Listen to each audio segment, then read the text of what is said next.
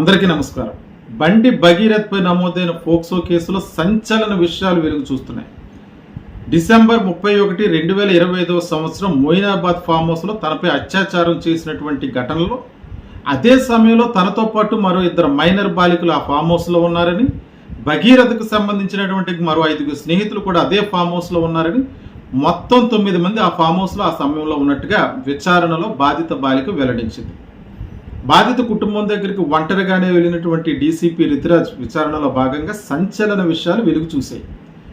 దీనికి సంబంధించి అక్టోబర్ 15వ తారీఖున నానక్రామగూడలో ఉన్నటువంటి ఒక అపార్ట్మెంట్కు తనను తీసుకెళ్లాడని, ఆ సమయంలో కూడా తనపై అత్యాచార యత్నం చేశాడని, తనతో పాటు 2-3 రోజులు ఆ అపార్ట్మెంట్లో ఉండాలని తనపై ఒత్తిడి తీసుకొచ్చాడని, ఆ తర్వాత నవంబర్ 13వ తారీఖున ఒకసారి మొయినాబాద్ ఫామ్ హౌస్కి తీసుకువెళ్ళాడని, తర్వాత మళ్ళీ 2025 డిసెంబర్ 31వ తారీఖున న్యూ ఇయర్ సెలబ్రేషన్స్కి అని చెప్పి ఫామ్ హౌస్కి తీసుకువెళ్ళి అక్కడ తనతో బలవంతంగా మద్యం తాగే విధంగా ప్రేరేపించి ఆ సమయంలోనే తనపై అగత్యాన్ని ఒడిగట్టాడన్నట్టుగా విచారణలో ఈ విషయాలన్నీ కూడా బాధిత బాలిక డీసీపీకి వెల్లడించినట్టు తెలిసింది.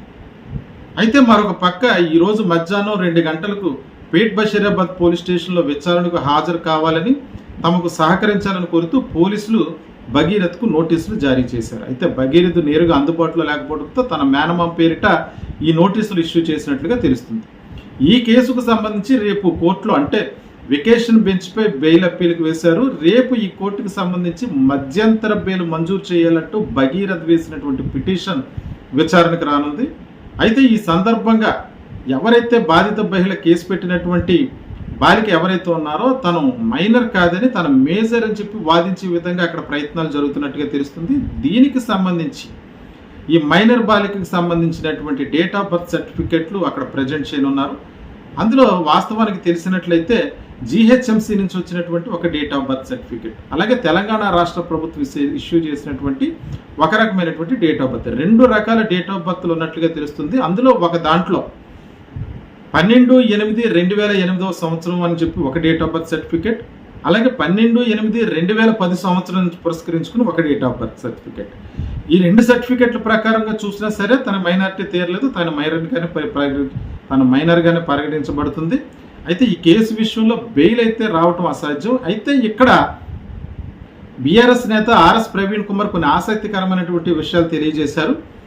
ఎవరైతే బాధితురాలు ఉందో ఆ అమ్మాయిని భగీరథ్ తను మైనార్టీ తీరిన తర్వాత పెళ్లి చేసుకుంటా అని చెప్పి నమ్మబలికి అరుణాచలం, తిరుపతి, అలాగే విజయవాడ కనకదుర్గ ఆలయాలకు తిప్పేవాడని, నిన్ను ఖచ్చితంగా మైనార్టీ తీరిన తర్వాత పెళ్లి చేసుకుంటానని నమ్మించాడని, అదే సందర్భంలో ఇక్కడ పోలీసులు అయితే మాత్రం ఫిర్యాదు చేసిన వెంటనే ఎఫ్ఐఆర్ వేయకుండా బెయిల్బుల్ సెక్షన్స్తో కేసును వీక్ చేసే విధంగా బెయిల్బుల్ సెక్షన్స్ వేసి ఆ కేసును నీరుగార్చే విధంగా ప్రయత్నం చేశారని, కానీ వాస్తవానికి కంప్లైంట్ తీసుకుని బిఎన్ఎస్ యాక్ట్ ప్రకారం 183 ప్రకారం అమ్మాయి దగ్గర వాంగ్మూలం నమోదు చేసి అతను అరెస్ట్ చేయాలి, కానీ అటువంటి పరిస్థితులు అక్కడ లేవని చెప్పి విమర్శించారు.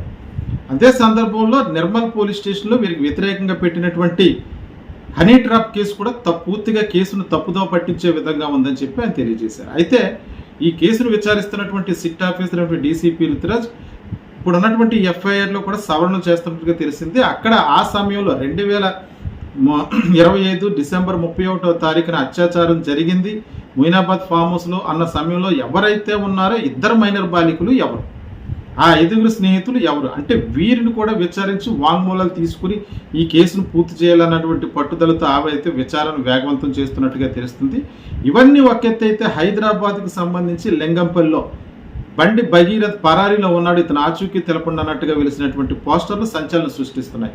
హైదరాబాద్ లింగంపల్లి వ్యాప్తంగా ఈ పోస్టర్లు, అలాగే చాలా చోట్ల రైల్వే స్టేషన్లో, అలాగే పబ్లిక్ ప్రాంతాల్లో పరారీలో ఉన్న బండి భగీరథ్ అంటూ వెలిసినటువంటి పోస్టర్లు నిజంగానే ఆసక్తిని రేకెత్తిస్తున్నాయి. ఈ సందర్భంగా పోలీసులకు క్వశ్చన్ చేస్తున్నారా ఈ పోస్టర్లు అంటించి, ఎవరంటించారో తెలియదు కానీ, లేదంటే గవర్నమెంట్ను ప్రశ్నిస్తున్నారా అనేటువంటి అనుమానాలు అయితే తలెత్తుతున్నాయి. అయితే ఇక్కడ రేవంత్ రెడ్డి ప్రభుత్వం కూడా ఈ కేసులో చేస్తున్నటువంటి తాత్సారం, అంటే బిఎన్ఎస్ యాక్ట్లో ఏదైతే పోక్సో కేసు ఉందో అందులో ఇమీడియట్గా అరెస్ట్ చేయవలసింది పోయి మళ్ళీ సిట్టు విచారణ పేరుతో జరుగుతున్నటువంటి జాప్యం, ఇవన్నీ కూడా బండి సంజయ్ కుమార్ని తప్పించే దిశగా ప్రభుత్వం సహకరిస్తుందన్నట్టుగా రేవంత్ రెడ్డి ప్రభుత్వాన్ని కూడా చాలామంది విమర్శిస్తున్నారు. మరొక పక్క ఖచ్చితంగా అతను అరెస్ట్ చేయాలి, అరెస్ట్ చేసి శిక్షించాలన్నట్టుగా విద్యార్థి యూనియన్లు, అలాగే ప్రముఖ స్వచ్ఛంద సంస్థలు, అలాగే ప్రతిపక్ష పార్టీలు ఆందోళన అయితే తీవ్రతరం చేశారు. అయితే ఈ రోజు భగీరథ్ 2 గంటలకు పోలీస్ స్టేషన్లో హాజరు కావాల్సి ఉంది. వస్తాడా లేదా అన్నది కూడా సస్పెన్స్గా మారింది. అదే సమయంలో రేపు కోర్టులో బెయిల్ పిటిషన్ ఏ రకంగా విచారణకు మూవ్ చేస్తారు, దాంట్లో బెయిల్ దొరుకుతుందా లేదా,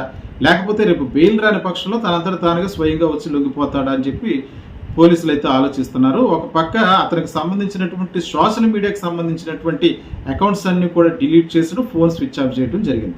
అయితే ఈ కేసులో కోర్టు గనక మధ్యంతర బెయిల్ కానీ ఉత్తర్వులు ఇస్తే ఈ చట్టం మీద ఉన్నటువంటి నమ్మకం పోతుంది. మరిన్ని కేసుల్లో, పోక్సో కేసులో మధ్యంతర బెయిల్, ముందస్తు బెయిల్ ఇవ్వడానికి ఆస్కారం కలిగినట్టుగా ఉంటుందని చాలా మంది న్యాయ నిపుణులు అభిప్రాయపడుతున్నారు. కాబట్టి కోర్టు ఈ కేసులో బెయిల్ ఇవ్వకూడదు. ఖచ్చితంగా వాళ్ళు ఏ రకమైనటువంటి సర్టిఫికెట్లు చూపించినా అమ్మాయికి అయితే మైనారిటీ తీరలేదు. ఆ 2 సర్టిఫికెట్ల ప్రకారం కూడా ఆమె ఇంకా మైనర్గానే ఉంది, మేజర్ అయితే కాదు.